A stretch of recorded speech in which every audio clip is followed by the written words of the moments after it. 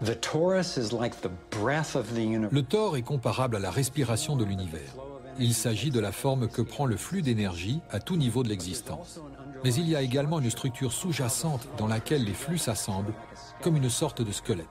Elle porte le nom de Vector Equilibrium, un terme inventé par l'un des plus grands penseurs du XXe siècle, Buckminster Fuller. Inspiré par le travail visionnaire de Fuller, j'ai passé des dizaines d'années à effectuer des recherches sur les dynamiques du Vector Equilibrium et du Thor. Le potentiel de la forme d'énergie toroïdale m'a tellement subjugué qu'en 1997, j'ai cofondé un groupe de réflexion multidisciplinaire, le Symposium Sequoia, afin d'étudier ce modèle et d'explorer ses applications. Les recherches que nous avons cumulées m'ont convaincu que le Thor et le Vector Equilibrium sont des modèles primaires fondamentaux pour la création de l'univers à tout niveau. Lors des réunions du Symposium Sequoia, j'ai appris que certains inventeurs prétendaient utiliser la dynamique du Thor comme point de départ pour des appareils générant de l'énergie sans combustion. Ce progrès révolutionnaire, ouvrant sur ce qui est parfois appelé point zéro, radiant ou encore énergie libre, est désormais plus simplement appelé technologie de la nouvelle énergie. Puisque la souffrance dans notre monde résulte si souvent du manque d'accès à l'énergie, j'ai réalisé qu'une énergie gratuite, illimitée et propre constituerait l'une des avancées les plus marquantes de l'histoire. Plus qu'améliorer, cela pourrait carrément transformer la qualité de la vie sur cette planète. J'ai donc commencé à me demander qui d'autre avait connaissance de ce modèle, de cette puissante source d'énergie potentielle. Lors du symposium, des scientifiques m'ont montré comment le Thor avait été encodé par différentes cultures depuis des millénaires.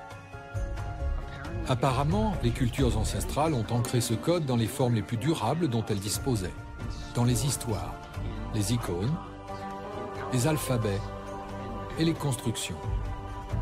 Nous voici sur l'un des plus vieux sites sacrés du monde, le temple d'Osiris à Abydos, en Égypte.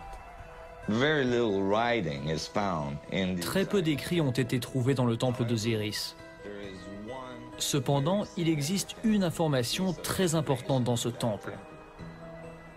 Sous la forme d'un dessin à peine visible, mais clair et précis. Il n'est pas gravé dans la roche. Il n'est pas sculpté. De manière extraordinaire, il est brûlé dans la structure atomique de la roche.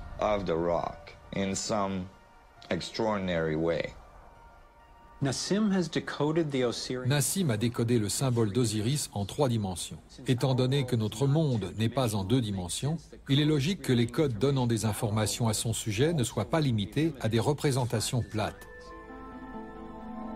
Sa version tridimensionnelle du symbole d'Osiris commence par le Vector Equilibrium, un champ de force parfaitement équilibré, avec 12 lignes d'énergie égales qui rayonnent. Elle stabilise son centre comme les 12 rayons d'une roue.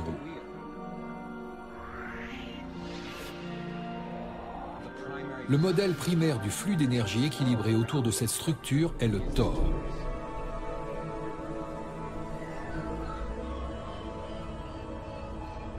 Nous passons maintenant au niveau suivant, plus vaste, avec un total de 64 pyramides appelées tétraèdres. Si nous plaçons des sphères dans la représentation du champ d'énergie toroïdale entourant chacune des pyramides, et que nous écartons les pyramides, nous nous retrouvons avec une matrice qui, étonnamment, se superpose exactement à l'icône d'Osiris. Un modèle en 3 dimensions de celui brûlé dans le mur du temple égyptien il y a des milliers d'années. Maintenant, changeons de continent, passons de l'Égypte à la Chine, où la même géométrie apparaît sur un autre site sacré construit en 1420. Rendons-nous à la cité interdite, où résident les dieux du soleil, et où l'on trouve à l'entrée les chiens fous, gardiens de la connaissance. Ils gardent la connaissance sous leurs pattes. La même géométrie de 64 unités d'énergie est de nouveau encodée. Je me suis alors demandé si le fait que le même dessin apparaisse dans des lieux importants sur 2 continents différents était une simple coïncidence. Mais ensuite, Nassim m'a montré que cette géométrie de 64 unités d'énergie est encodée dans différentes cultures tout au long des siècles, partout dans le monde. L'arbre de vie kabbalistique hébreu crée également une structure identique, le vector equilibrium, y est de nouveau intégré à chaque niveau. L'antique sagesse chinoise intitulée Yi Jing est basée sur 64 hexagrammes, symboles composés d'une série de 6 lignes, certaines continues, d'autres cassées. Ceux-ci, une fois assemblés comme les 6 bords d'un tétraèdre, forment le cristal à 64 tétraèdres.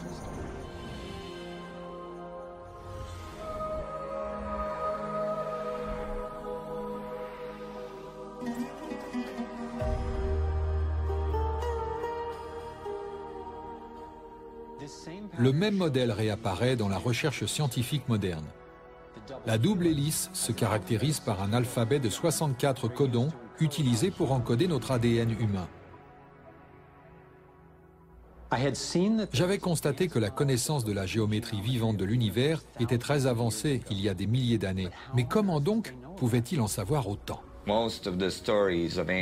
La plupart des histoires de l'Égypte ancienne, des Mayas et des Incas évoquent les dieux du soleil descendant sur la terre et enseignant aux hommes l'ingénierie, l'écriture et toutes leurs sciences.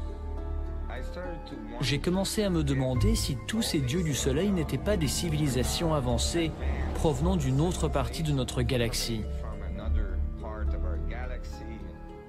Dans beaucoup de cultures anciennes, les textes les décrivent comme arrivant dans des bateaux volants, ou dans la tradition védique, des machines volantes, etc.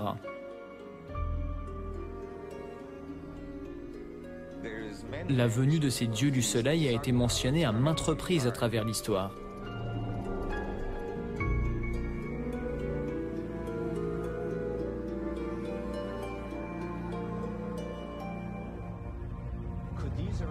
Se pourrait-il que ces premiers pilotes d'au-delà de notre monde soient à l'origine du partage de ce code ? Se pourrait-il qu'ils exploitent vraiment son pouvoir pour se propulser à travers le cosmos ? Je ne pensais pas que mes recherches me mèneraient jusque-là, et ces notions ont ébranlé mon univers. Mais Nassim disposait de preuves imposantes pour appuyer ses théories, et je ne voyais pas d'autre moyen rationnel permettant d'expliquer que des concepts mathématiques et physiques avancés remontent à plus de 3000 ans. J'ai fait appel à l'un des chercheurs les plus expérimentés, le Dr Stephen Greer, fondateur du Centre d'études de l'intelligence extraterrestre. Il a mené des centaines d'entretiens avec des témoins militaires et gouvernementaux haut placés. Donc lorsque nous parlons d'intelligence extraterrestre, nous parlons de civilisations douées de sensations comme nous, mais dont les technologies et peut-être les capacités sociales sont telles qu'elles ont été capables de devenir des civilisations interstellaires ou interplanétaires. Si vous considérez le fait que les estimations les plus prudentes suggèrent que dans la galaxie de la Voie lactée, il existe au moins 10 000 planètes identiques à la Terre, avec une vie intelligente, et qu'il est probable qu'au moins la moitié soit au moins aussi avancée que nous, il devient presque certain qu'il existe une vie intelligente en dehors de la Terre, qui maîtrise les lois de l'univers au-delà de ce qui est actuellement enseigné au MIT et à l'Institut de technologie de Californie, suffisamment pour être capable d'effectuer des transferts à travers l'espace-temps, en temps réel, sur de grandes distances interstellaires. Nous disposons de plus de 4000 cas d'objets ayant atterri sur la Terre ferme et ayant laissé une preuve physique de leur passage. Nous disposons de plus de 3500 cas de pilotes rapportant ces faits. Nous disposons de centaines de cas, y compris celui du plus éminent chercheur de l'administration fédérale de l'aviation civile américaine, John Callahan, ainsi que de nombreux autres opérateurs ayant pu suivre sur radar ces objets parcourant des dizaines de milliers de kilomètres par heure ou se dématérialisant et réapparaissant ensuite à un autre endroit du ciel. Oui, il y a bien eu visite extraterrestre. Il y a eu des vaisseaux écrasés. Il y a eu des matériaux et des corps récupérés. Nous sommes en contact avec des étrangers qui ne viennent pas d'un autre pays, mais d'un système solaire différent. Et j'ai été complice de cela. J'ai vu des documents faisant référence au Roosevelt rapportant plusieurs exemples d'objets volants non identifiés, et ce particulièrement après le chargement à bord d'armes nucléaires. Et mon commandant m'a dit, « Jordan, qu'as-tu dans ton journal de bord? Ce n'est jamais arrivé. » Les membres d'équipage qui étaient de service ainsi que ceux qui venaient de terminer ont tous vu l'OVNI voler en plein ciel. C'était un objet métallique circulaire et d'après ce que j'ai compris, les missiles étaient à l'arrêt. Cela signifie qu'ils étaient hors service. Quelque chose avait mis ces missiles hors service. Maintenant, rappelez-vous, ces objets volent à plusieurs milliers de kilomètres par heure. Cette chose tire un faisceau lumineux vers l'ogive, la touche, puis repart dans les airs. Alors que nous sommes tous ébahis, elle tire à nouveau, fait le tour, tire encore, puis encore, et disparaît comme elle est venue, et l'ogive est HS. À ce moment-là, nous avons eu la sensation d'avoir été en présence d'extraterrestres. Ils ont pris le film, ont dévidé la pellicule jusqu'à l'endroit où apparaissait l'OVNI, puis ils ont pris une paire de ciseaux et ils ont coupé. Ils ont mis cette partie sur une autre bobine et l'ont rangée dans leur porte-documents. Ils ont rendu le reste du film au Major Mondsman et lui ont dit « Pas besoin de vous rappeler, Major Mondsman, la gravité d'une atteinte à la sécurité nationale, n'est-ce pas? Nous considérons que l'incident est clos. » Allez raconter que vous avez été impliqué dans un incident avec un OVNI. On vous regardera en se disant qu'on ferait mieux de vous passer la camisole.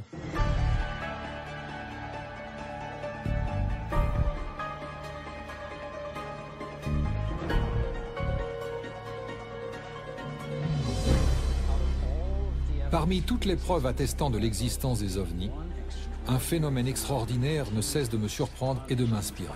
Il s'agit, un peu partout dans le monde, de l'apparition des crop circles, cercles dans les champs.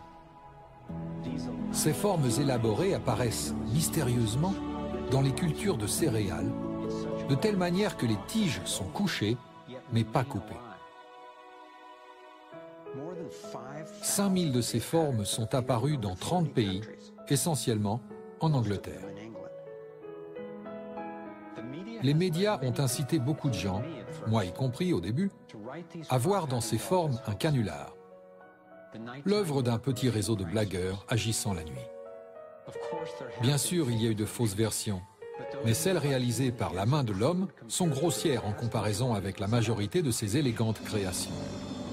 Les blagueurs ont-ils pu créer l'ensemble des 5000 formes répertoriées? Un petit nombre de personnes équipées de cordes et de planches a-t-il pu créer quelque chose d'aussi complexe et beau, en plein milieu de la nuit, sous une pluie battante et sans laisser d'empreinte dans le sol? Le champ magnétique à l'endroit où les cultures ont été couchées pour créer l'image est souvent chargé en électricité statique. Certaines de ces surfaces sont jonchées d'étranges particules magnétiques. L'une des créations les plus étonnantes ne représente pas un cercle, mais un rectangle qui semble être une réponse directe à un message envoyé dans l'espace en 1974.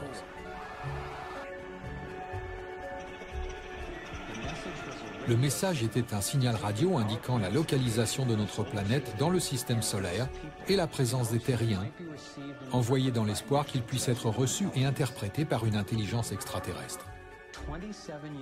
27 ans plus tard, en 2001, cette création sur culture est apparue en Angleterre, avec ce qui pourrait bien être un autoportrait de l'expéditeur. Ce message correspond au format du signal de la NASA et décrit un système solaire différent du nôtre. Il fournit une image de l'expéditeur, de l'ADN non humain et une antenne micro-ondes qu'ils ont apparemment utilisée pour communiquer au lieu de l'antenne radio que nous avions utilisée.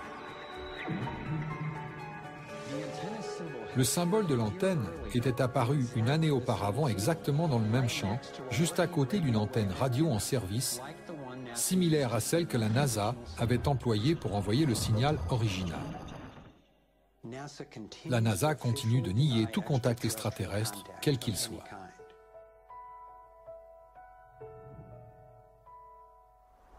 Et pourtant, année après année, ces créations spectaculaires apparaissent.